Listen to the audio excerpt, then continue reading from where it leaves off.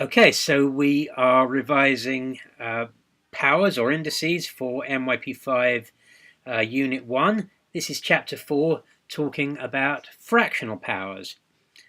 Now, 16 to the power of a half times 16 to the power of a half should give us 16 to the power of 1, because of our rule of adding the powers. A half plus a half makes 1. 16 to the power of 1 is just 16. So 16 to the power of a half times 16 to the power of a half gives you 16.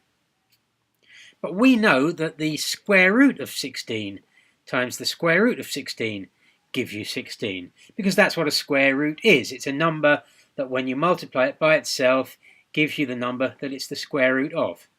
So we've got two statements here.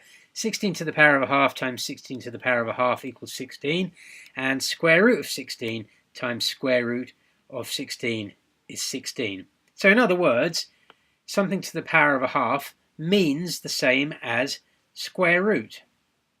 So power of a half is the same as the square root of something.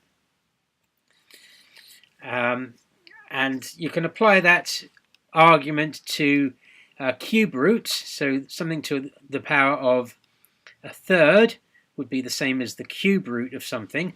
So for example, the cube root of 8 is 2, because 2 times 2 times 2 makes 8. That would be the same as saying that 8 to the power of a third is 2. And then very generally, something to the power of 1 over n is the same as the nth root of the thing.